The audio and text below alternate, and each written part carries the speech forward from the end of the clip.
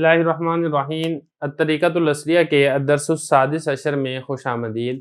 یہ اس کتاب کا 16واں سبق ہے۔ اس سبق کے اندر موصوف اور صفت کو بتایا جائے گا۔ سب سے پہلے آپ قاعدہ دیکھ لیں، موصوف صفت ہوتا کیا ہے، کیسے کام کرتا ہے، اس کے بعد پھر انشاءاللہ کتاب کو حل کریں گے۔ قاعدہ حضرت فرما رہے ہیں کہ عربی زبان میں موصوف پہلے اور اس کی صفت بعد میں ذکر کی جاتی ہے۔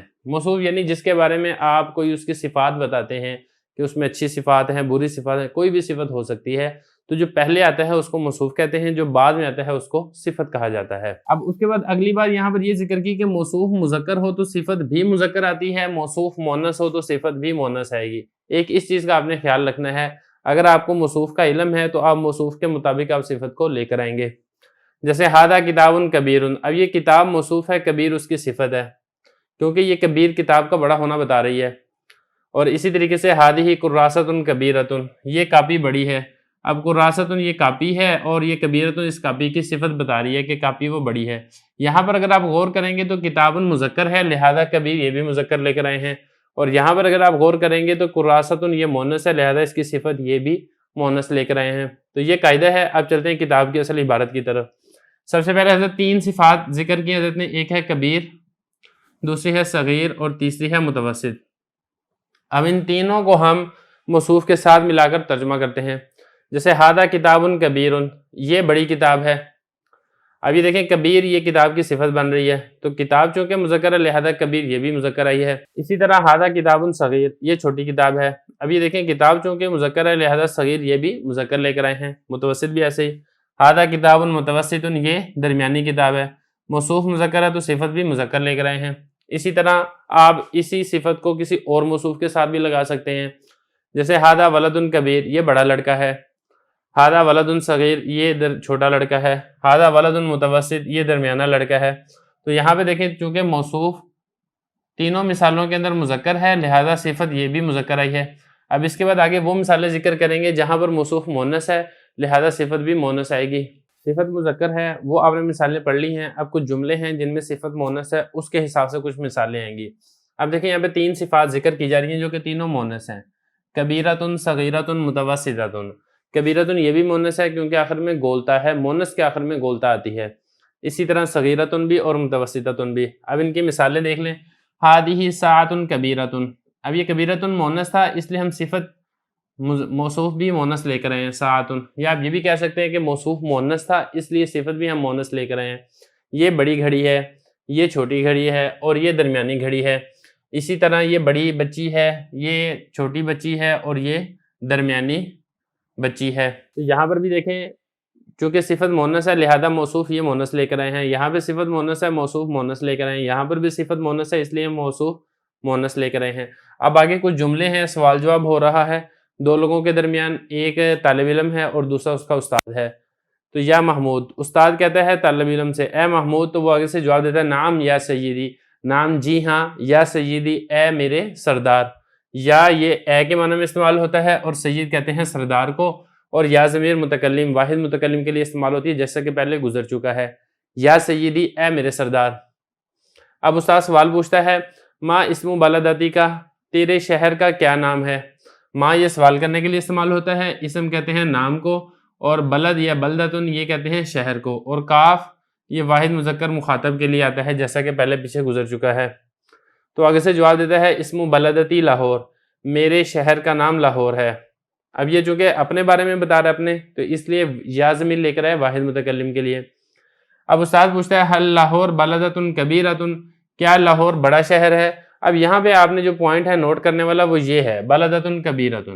اب یہ دیکھیں بلدۃ موصوف مؤنث تھا اس لیے کبیرۃ اس کی صفت یہ بھی مؤنث لے کر آئے ہیں۔ جواب کے اندر بھی وہ ایسے ہی کہے گا نام لاہور بلدۃ کبیرۃ، جی ہاں لاہور بلدۃ کبیرۃ بڑا شہر ہے۔ اب استاد پوچھتا ہے ما اسم دولتی کا، دولہ کہتے ہیں عربی کے اندر ملک کو، تیرے ملک کا کیا نام ہے۔ تو آگے سے جواب دیتا ہے اسم دولتی پاکستان، میرے ملک کا نام پاکستان ہے۔ اب استاد پوچھتا ہے حل پاکستان دولت کبیرہ، کیا پاکستان بڑا شہر ہے۔ اب یہاں پر بھی بالکل وہی بات ہے، دولت کبیرہ، دولت موصوف چونکہ مؤنث ہے لہذا کبیرہ اس کی صفت بھی مؤنث لے کر آئے ہیں۔ تو آگے سے جواب دیتا ہے نام ہی دولت کبیرہ، جی ہاں وہ بڑا ملک ہے۔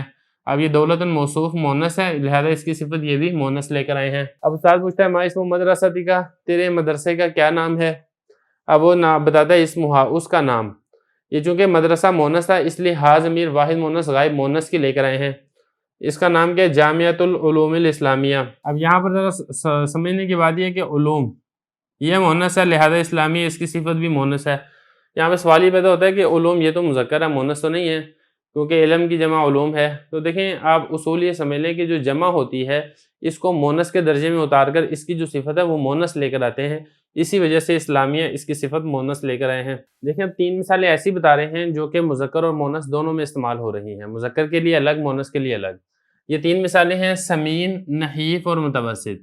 سمین کہتے ہیں موٹے کو، نحیف کہتے ہیں کمزور کو، اور متوسط کہتے ہیں درمیانے کو۔ جیسے ہادہ ولد سمین، یہ لڑکا موٹا ہے۔ اب یہ دیکھیں ولد مذکر تھا لہذا سمین یہ بھی مذکر لے کر آئے ہیں۔ ہادہ ولد نحیف، یہ لڑکا کمزور ہے، یہ مذکر تھا لہذا صفت یہ بھی مذکر لے کر آئے ہیں۔ ہادہ متوسط، یہ درمیانہ ہے۔ اب یہاں پہ بعض اوقات یہ بتانا چاہ رہے ہیں اس میں کہ بعض اوقات ایسے بھی ہوتا ہے کہ صفت کا موصوف وہ محذوف بھی ہو جاتا ہے، تو وہ آپ نے سیاق و سباق سے اندازہ لگانا ہوتا ہے۔ اب چونکہ سیاق و سباق میں ساری جگہ پہ ولد آ رہا ہے، یہاں پہ ولد موصوف ہے، یہاں پہ ولد موصوف ہے، لہذا یہ پیچھے والا اس کا جو سیاق ہے وہ بتا رہا ہے کہ یہاں پر بھی ولد محذوف ہے، تو اصل عبارت ایسے ہے ہادہ ولد متوسط۔ اسی طرح اگر آپ اس کو مونس کر دیں تو مونس کر کے اس کو مونس موصوف کی صفت بھی بنا سکتے ہیں۔ جیسے سمین ہے، اس کی مونس آ جائے گی سمینتن، نحیف ہے، اس کی مونس آ جائے گی نحیفتن، متوسط ہے، اس کی مونس آ جائے گی متوسطتن۔ جیسے ہادہ حرۃ سمینتن، یہ موٹی بلی ہے، اور اسی طرح ہادہ حرۃ نحیفتن، یہ کمزور بلی ہے، وہادہ متوسطتن، اور یہ درمیانی ہے۔ اب یہاں پہ دیکھیں یہاں پہ موصوف محذوف ہے حرۃ۔ پتہ کیسے چلا حرۃ محذوف ہے؟ وہ اس لیے کہ پیچھے سارا حرۃ کا ہی ذکر ہے، تو اس لیے بعض اوقات ایسے بھی ہو جاتا ہے کہ صفت ذکر ہو جاتی ہے لیکن اس کا موصوف محذوف ہو جاتا ہے۔ اب اسی طرح آگے کچھ جملے ہیں دیکھ لیں۔ حل انت سمین، پوچھنے والا سوال کر رہا ہے کیا تم موٹے ہو؟ تو اب آگے سے جواب کے دیے لا بل انا متوسط، نہیں بلکہ میں متوسط درمیانہ ہوں۔ اب یہ دیکھیں سمین یہ صفت کے اوپر دلالت کر رہا ہے، متوسط یہ بھی صفت کے اوپر دلالت کر رہا ہے، تو لفظ خود بتا رہا ہے کہ یہ کسی نہ کسی صفت کو واضح کر رہا ہے۔ اب سمین ہے، موٹا ہونے کی صفت بتا رہا ہے، اب جہاں پہ صفت آئے گی وہاں پہ موصوف لازمی طور پر ذکر ہوگا اگرچہ لفظوں کے اندر موجود نہ ہو۔ جیسے یہ حل انت سمین، اب یہاں پہ موصوف کیا محذوف ہے؟ حل انت رجل سمین، اور اسی طرح جواب میں بھی یہی آئے گا لا بل انا رجل متوسط یا ولد متوسط۔ اسی طرح اس نے آگے پوچھا حل زمیل کا نحیف، کیا تمہارا دوست وہ کمزور ہے؟ اس نے آگے سے کیا جو لا بل ہوا سمین، کیا یہاں پہ کیا ہوگا؟ بل ہوا رجل سمین۔ اسی طرح آگے جملے دیکھ لیں۔ ہادہ فاطمۃ، یہ فاطمہ ہے، وتلک زینب، اور وہ زینب ہے، ہما طفلتان، وہ دونوں چھوٹی بچیاں ہیں۔ اب یہاں پہ دیکھیں چونکہ پیچھے 2 کا ذکر ہے، فاطمہ کا اور زینب کا، اس لیے تثنیہ مؤنث غائب ہما کی ضمیر لے کر آئے ہیں، جو کہ تثنیہ مذکر کے لیے بھی استعمال ہوتی ہے، تثنیہ مؤنث کے لیے بھی استعمال ہوتی ہے۔ اور طفلتن، اس کی تثنیہ آتی ہے طفلتانی۔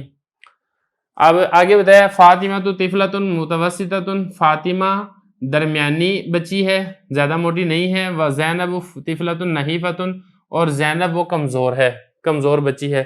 یہاں پہ دیکھیں متوسطتن صفت لے کر آئے کیونکہ طفلتن پیچھے مؤنث تھا لہذا صفت یہ بھی مؤنث آئی ہے۔